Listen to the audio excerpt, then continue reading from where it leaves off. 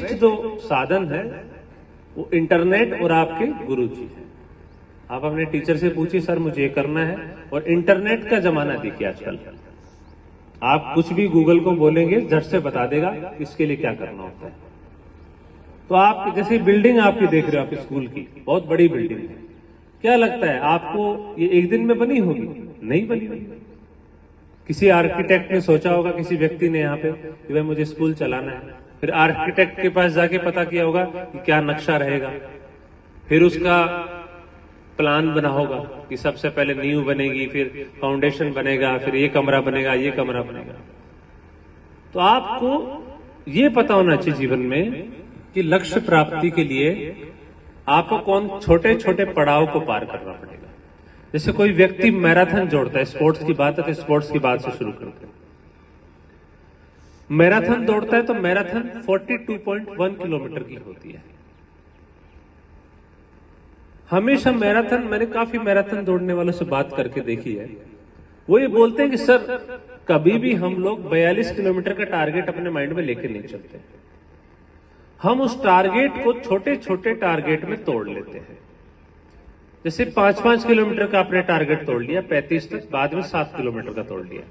तो शुरुआत में ये माइंड में रखा जाता है कि साहब मुझे तो केवल 5 किलोमीटर दौड़ना है। जब 5 किलोमीटर हो जाएगा फिर ये दिमाग में बस मुझे और 5 किलोमीटर दौड़ना है। 5 करते करते करते करते वो पूरा 42 किलोमीटर दौड़ जाता है। तो कई बार ये लगता है, इस बिल्डिंग को देखिए यार इतनी बड़ी बिल्डिंग कैसे बनेगा अचानक से, 42 किलोमीटर तो बहुत ज्यादा होता है। तो मानसिक जो मेंटल हिंडरेंस है आपका, जो मेंटल बाधा है आपकी, वो आपको कार्य करने से रोकती है। लेकिन जब टारगेट छोटा होता है, 42 किलोमीटर की तुलना में 5 किलोमीटर बहुत छोटा टारगेट होता है। तो आप लोग सोचेंगे साहब साइंटिस्ट तो बहुत बड़ी बात होती है, कैसे बनूंगा मैं?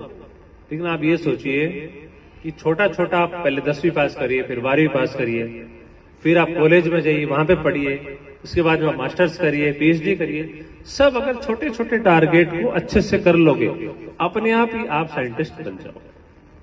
आपको क्या लगता है मैं एक दिन में थोड़ी बना, इस पद पर मौजूद हूं तो एक दिन में थोड़ी बना।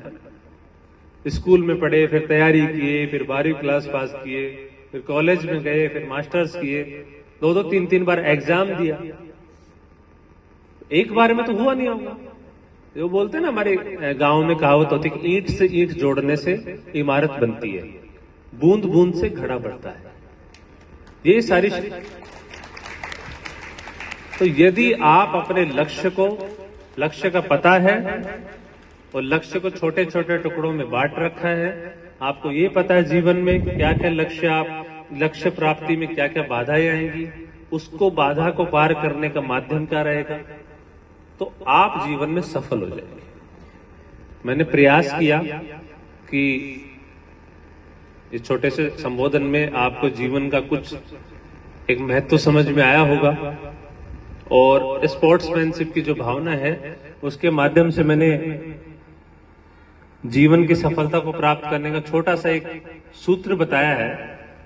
हो सकता है ये सूत्र कुछ लोग के लिए लागू हो, कुछ लोग के लिए लागू ना हो, क्योंकि एक ही पैमाने से सबको तोलना सही बात नहीं होती। तो आप अपने अनुसार जो मेरी बातें हैं उनको अपने अनुसार ढालते हुए, अपने अनुसार संशोधन करते हुए, उसमें अमेंडमेंट करते हुए, करेक्शन करते हुए उस बात को अपने जीवन पर लागू कर सकते हैं। और जो पार्टिसिपेशन जिन लोगों ने किया, जो किसी कारणवश जीत ना पाए हो, उनको भी मेरी बहुत बहुत तहे दिल से शुभकामनाएं हैं। और आने वाले करियर के लिए, आने वाले जीवन के लिए बहुत बहुत मेरी तरफ से ढेरों तरह शुभकामनाएं हैं। और मुझे कार्यक्रम में आमंत्रित करने के लिए मैं क्षमा चाहूंगा कि मैं थोड़ा कुछ व्यस्तता की वजह से लेट हो गया, और मुझे आमंत्रित करने के लिए यहाँ के मैनेजमेंट का बहुत बहुत आभारी हूँ। और मैं आप उम्मीद करता हूं कि भविष्य में भी ऐसे ऐसे कार्यक्रम अच्छे आप बच्चों के लिए आयोजित करेंगे और बच्चों को एक सही दिशा में जीवन की अग्रसित करेंगे। आप सभी का बहुत बहुत धन्यवाद।